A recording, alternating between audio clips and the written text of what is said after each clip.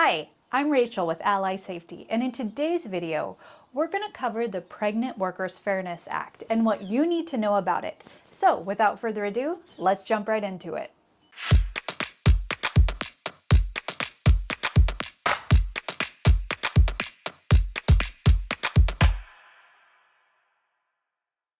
To start things off, I'm Rachel Housman. I'm a certified safety professional and industrial hygienist whose job for more than a decade has been to help companies improve workplace safety. In today's video, we'll be specifically looking into the Pregnant Workers Fairness Act, or PWFA, which is set to go into effect on June 27th of 2023. So what is the Pregnant Workers Fairness Act?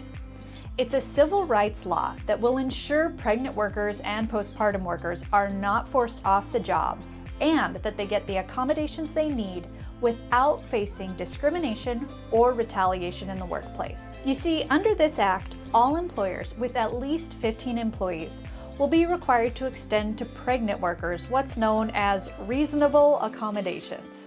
Some examples of reasonable accommodations can include the following: light-duty accommodations, temporary reassignment to a less strenuous or hazardous job, assignment to a vacant position, assistance with labor tasks, lifting limitations, more frequent or longer bathroom breaks, a water bottle at your workstation, a chair or stool to sit on during work tasks, periodic rest breaks, acquisition or modification of equipment, time off to recover from conditions related to childbirth, or work from home options.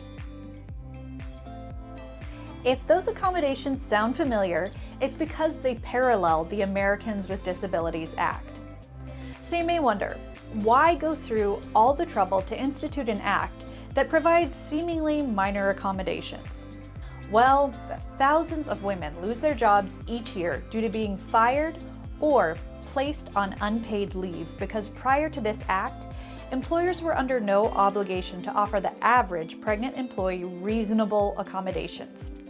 So you see, laws like the Pregnancy Discrimination Act only provided workers the right to receive accommodations if they could identify other similarly situated people in their workplace who received accommodations, which was an insurmountable hurdle for most workers, especially in industries that are more male-populated.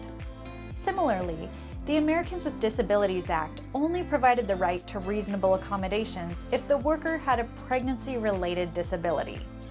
This leaves a loophole for the average pregnant and postpartum worker, leaving them with no legal rights to accommodations or any special safety considerations. If you're not sure about the types of workplace hazards that require special safety considerations for pregnant workers, make sure to check out this video here for a starting point. So, the PWFA was put in place to ensure pregnant workers have reasonable accommodations so they can remain in the workplace.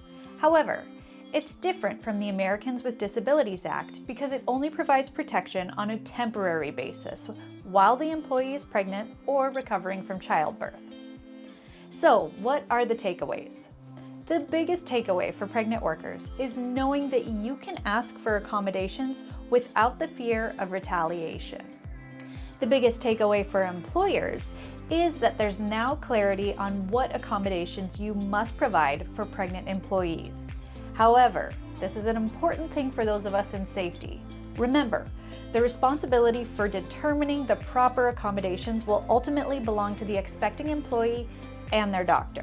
And just to be clear, the PWFA will not be enforced by OSHA, but by the U.S. Equal Employment Opportunity Commission.